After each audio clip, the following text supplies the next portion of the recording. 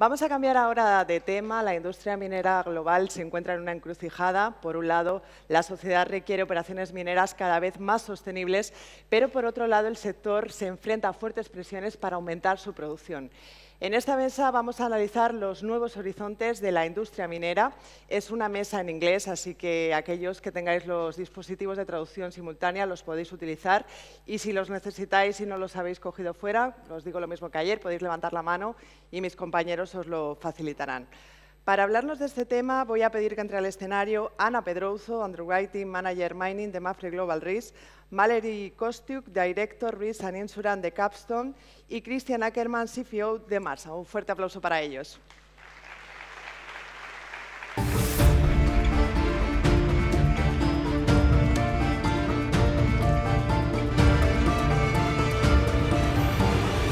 Welcome, thanks for coming. Ana, todo tuyo. Gracias.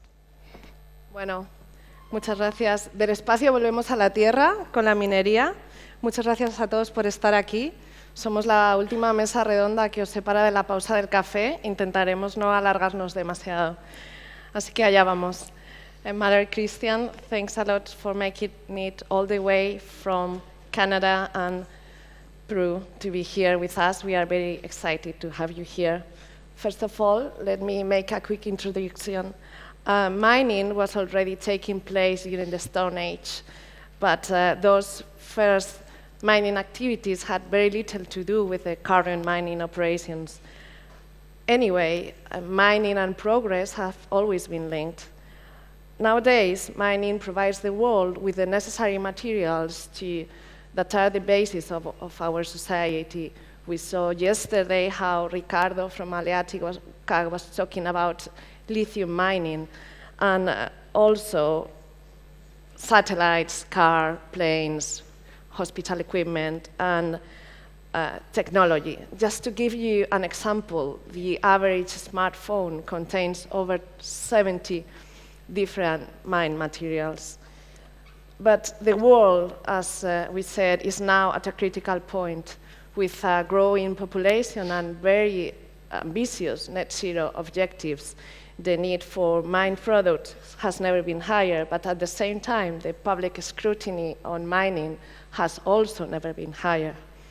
Analysts believe that we are approaching an era of deficits in supplies of minerals and metals that will endanger the net zero objectives. And here is where innovation is key. So over the next few minutes, we will try to analyze how mining companies are facing these challenging times when they are being requested to provide the world with growing amounts of minerals and metals, but to do it in a way that's affordable and sustainable. So, Mallory, Christian, how do you, as medium-sized mining companies, are approaching new or disruptive technologies? Thanks, Anna. To provide some context to everyone what a medium-sized mining company might look like, Capstone Copper has 4 operating mines and 1 project. We're primarily mining copper in the Americas, so in Chile, Mexico, and Arizona. And we position ourselves as a fast follower.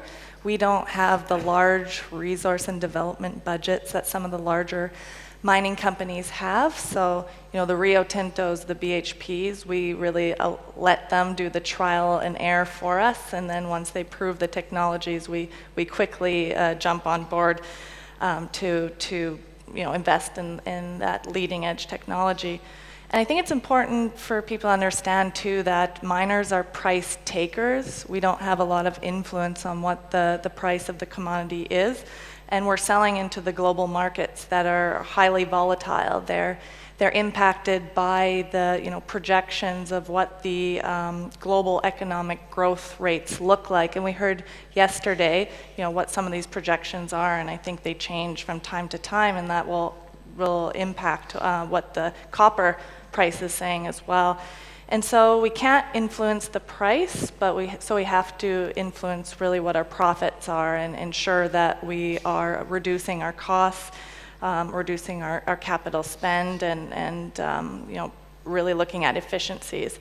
So miners really rely on innovation to be able to increase our effectiveness, efficiencies in our production, our processing, and really the whole value chain, and reducing our financial, our social, our environmental impacts in our operations. And I also think it's important context that we plan our mines on long-term life of mine plans, which can be 10 to 20 years out. So given that long life, it's important that when we do invest in technologies, that we get it right, because it's going to be baked in our models for years to come, and so it needs to be sustainable for us as well. And with that, you need the technology to be available and the infrastructure to be available in order to invest in those technologies.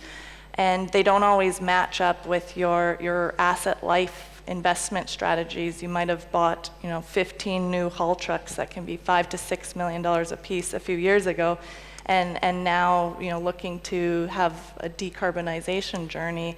You plan to have those trucks for a longer time, but we're having to relook at what's available to us, and we're really relying on partnerships and collaboration with our equipment manufacturers and technology companies to be able to trial some of these new technologies and then bring them to our sites in a more economic way for us. But Christian, how are you viewing the innovation process? Well, first of all, thank you very much, Anna, for the invitation.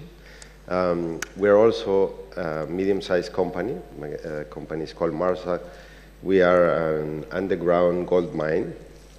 And the way we approach the innovation journey is first with trying to change the way of thinking of our own employees.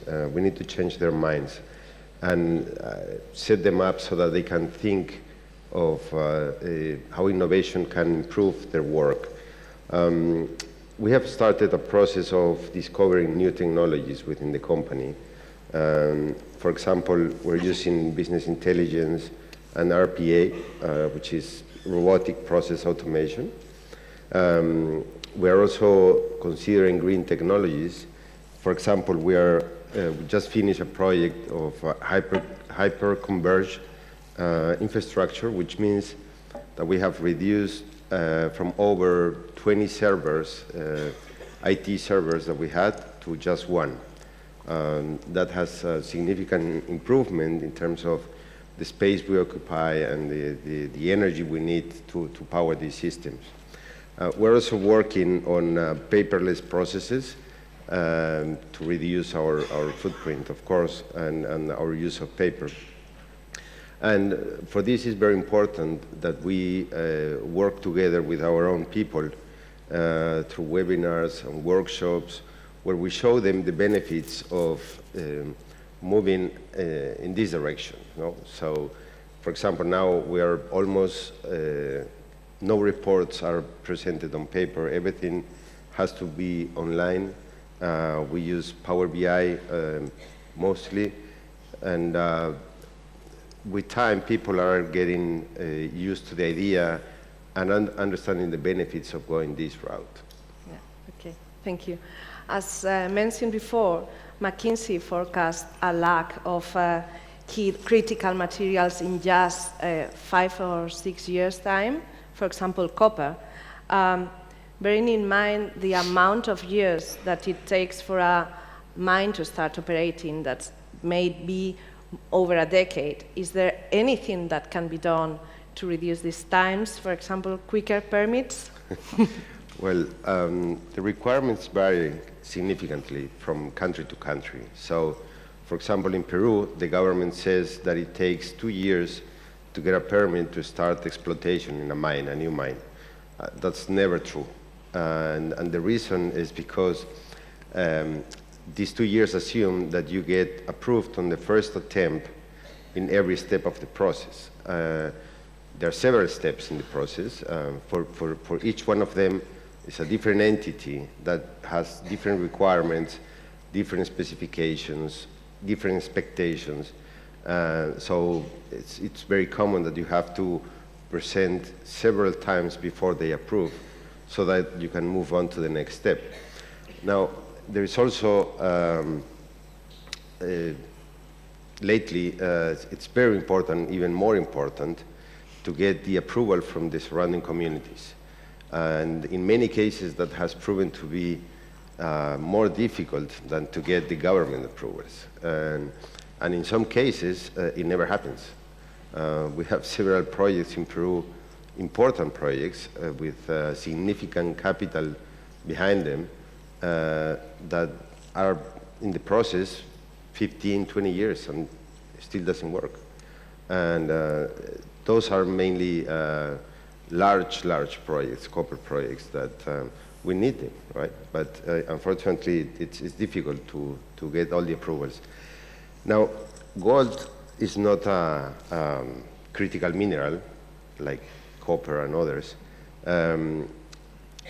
because it's mainly used to hedge the uncertainty that individuals and entities have in times like what we're living right now, in terms of wars, in times of high inflation, and major uncertainties. That's when gold is looked after. Interesting facts about gold. If you put together all the gold that has been mined so far in history, it would make a cube of 22 meters each side. That's it. The entire history of gold fits in that cube. It's also interesting that only 45% of gold is used in jewelry. The rest is gold bars sold to central banks and investors, mainly institutions. It is very common in the gold market to say that to develop a gold mine, you need a gold mine. Yeah, in preparing for this session today, I was doing a bit of reading, and a paper was actually comparing the mining industry to the pharmaceutical industry, and that really resonated with me. They're saying, pharmaceutical companies spend a lot of capital in trying to discover new drugs to take it to market, and the odds are really, really low and long odds against them to be able to actually get something approved. And comparable to mining, we're battling the same equally long odds, that we're screening for viable projects, and they don't always make it through. And so they estimate about 1,000 mineral occurrences, only one of those will actually be explored, and of 1,000 exploration projects, maybe only one becomes a viable mine. And so Christian was mentioning the permitting timelines. You need a permit to explore, you need a permit to construct, you need a permit to operate, and so you're looking at all these years of planning, and if any of the plans change in the meantime, so your engineering, you have to develop what the plant's going to look like in the processes. So if you're trying to innovate the technologies, or maybe a new technology comes, well, you might have to go back to the drawing board and redo the engineering designs, and then guess what? You're probably back in the permit ring again. And so and I think what's important for our industry, and when I say our, the insurance industry, is it's similar to when you have a loss as well. If you have your insurance to rebuild, property damage, there's a business interruption, the insurance is not actually covering you for that time to reapprove your permit, because if there's an environmental impact, or something occurs where the government needs to relook at your plans to get back and up and running, the miners are having to eat that cost while it's getting approved. And I think maybe there's an opportunity for some of our products to look at those areas to support us a bit more. We will look at that. Thank you. So probably one of the most significant changes we've seen in mining over the last few years is the way that tailings are being handled. Tailings are the waste or leftover material from the mining process, and they have traditionally been stored in dams like this. No, this one. There has been some catastrophic events over the last few years. You may have heard about them. So most mining companies are now moving to dry stacking systems. Mallory, do you think this has been a purely business operational decision, or maybe it has been driven by other concerns like ESG, public opinion, even insurance, maybe? Yeah, I think good business decisions look at all the aspects and factors. You're looking at health and safety, you're looking at environmental, communities, stakeholders, and obviously we're in the business to make money as well, so financial. But Capstone made the decision a few years ago to move to dry stacking. We're running out of room in our tailings facility, tailings dam. But I also want to note that, when managed really well, tailings facilities and tailings dams are very, very safe. We have a lot of governance practices around it. But you're often limited to the land in your surrounding area, and you can see it's usually quite mountainous, and so often you don't have a large enough footprint. So you have to look at a bunch of options. And we were looking at building a brand new tailings dam on the footprint of the mine site or off-site, and there was going to be a lot of permitting timelines with that as well. But we looked at this new technology, dry stacking. Well, it costs a lot more money to implement. It increases your operational costs. But we thought, the future of mining was likely to lead us down this path anyway. Why don't we invest up front? Well, we won't finish the stages of our dam because we still had probably 6 years or more room we could go, but let's make that leap now. And really what that does then is allow you to filter out more of the water, and so it becomes a dry product that you can move like regular earth moving and stack it in different areas, but it's more flexible for that. And also we discovered another technology called paste backfill, where you could take 50% of these tailings, mix it with cement, and then send it back underground to stabilize the underground structure and make it more, higher stability, but also it allowed you to now mine out the pillars that you once left for the stabilizing and get more value out of the minerals underground by replacing it with those cement structures. And so now it's also more safe for your employees to be underground as well. And so, I think it was a really great option for us. And also, we were talking yesterday, I was hearing a lot about underwriters liking their data and being able to quantify what a loss looks like. I think having a process plant for your tailings now, they can understand what the potential production interruptions are for equipment breaking down versus how do you underwrite the tailings dam facility and what the impacts and business interruption might be. So I think we all benefit from this as well. Yeah, actually we sometimes, when the mining underwriters meet, we sometimes mention that it is even a struggle to evaluate the tailing dam. Tailings are not insured, the dam is, so it's quite hard, so maybe a good option.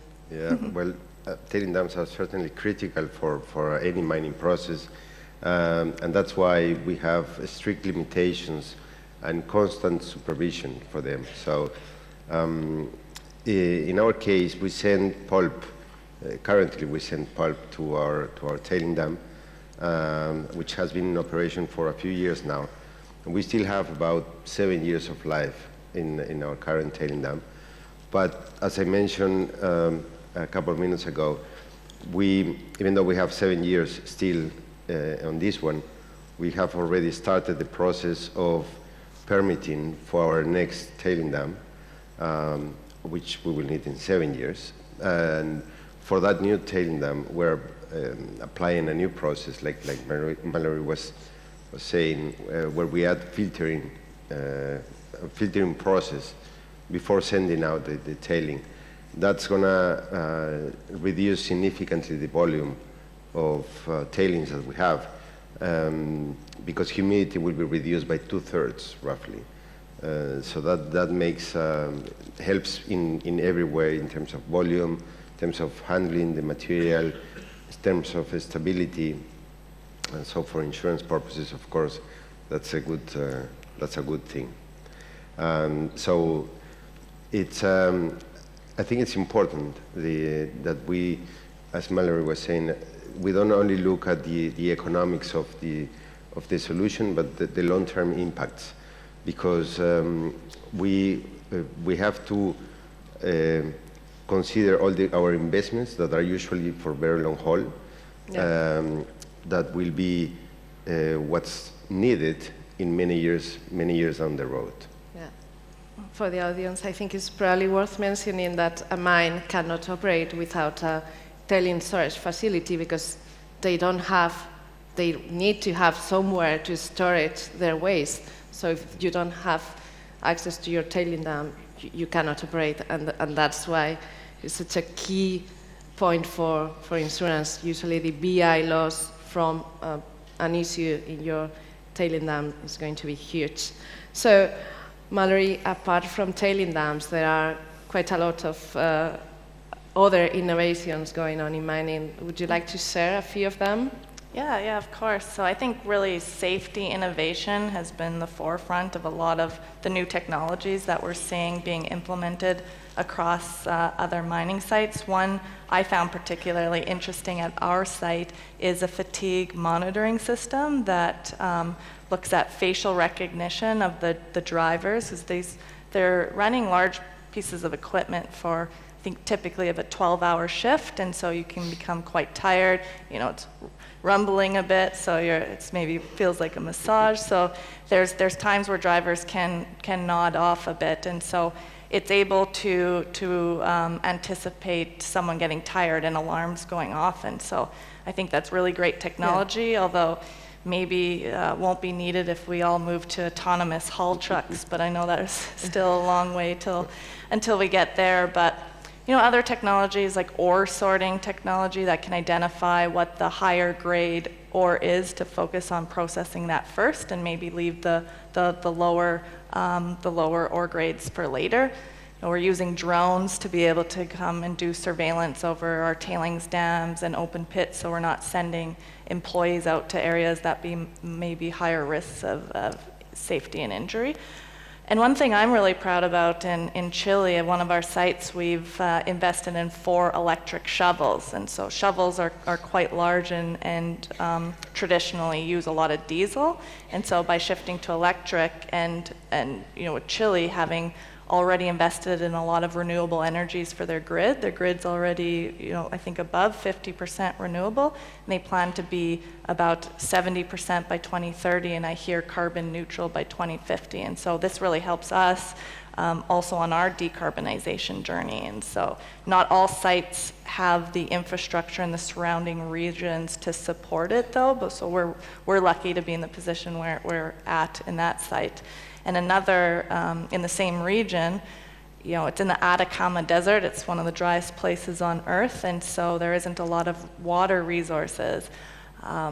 We use what's called a desalination plant, and so that's a plant right on the waterfront in the ocean, and they're taking out the salt and brine and producing water, low quality water, that we can pipe to the site and then use that in our operations. So we're not taking up the water resources to the region, and we're actually also looking to partner with some of the surrounding communities to help provide them with water, because they don't have some of the necessary infrastructure. So I think it's great to be able to, as a mining company, have this infrastructure that we've built and share it and improve the lives of people around us as well.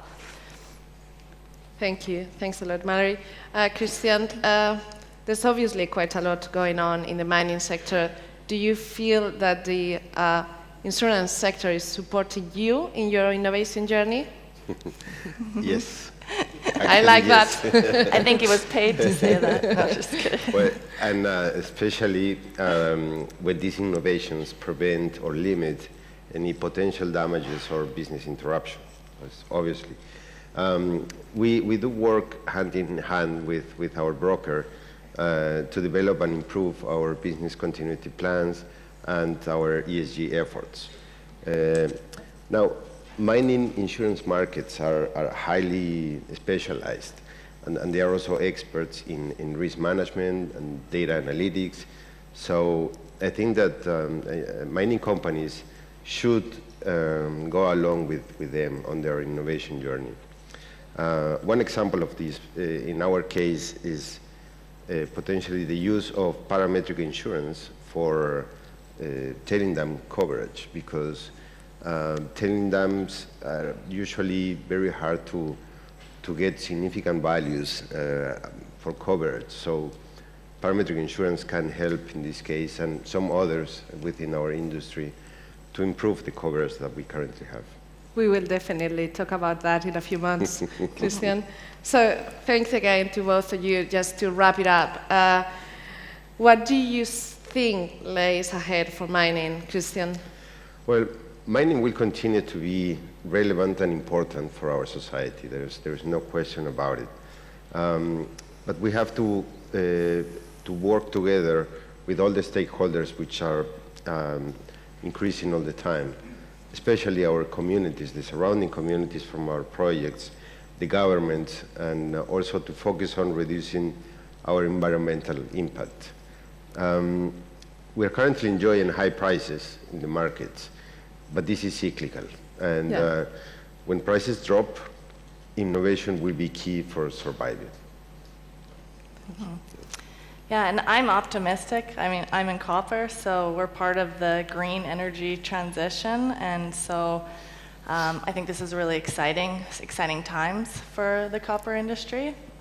Minerals, however, are non-renewable, and so a lot of these mineral commodities are becoming quite depleted. You have aging mines, and so what this means is some of the quality of ore is also going down, which means we may need to increase our energy use, and then that means also increased waste. And so we're going to have to make sure we manage all these impacts sustainably, and with the increase in the societal concerns and environmental impacts of mining, which, as Christian mentioned as well, that innovation is really going to be central to ensure that we're managing these diverse objectives. And I'm really excited to see more of the parametric products being developed. I think this is something that's really going to be important for the mining industry, and I can't wait to see what new products people in the room may come up with in the future. Yeah, we definitely have some innovation in front of us with parametrics. Just a quick finishing note. Innovation in mining doesn't usually make the headlines. It does not directly produce new products for mass consumption, but it allows safer and more productive mining operations. As we said at the very beginning, mining and progress are linked, and now more than ever, the supply of sufficient and affordable mining products is going to be the key for sustainable progress and economic growth. So that's it. Thank you for your attention, for being here, and I think we can now go and have some coffee. Thank you.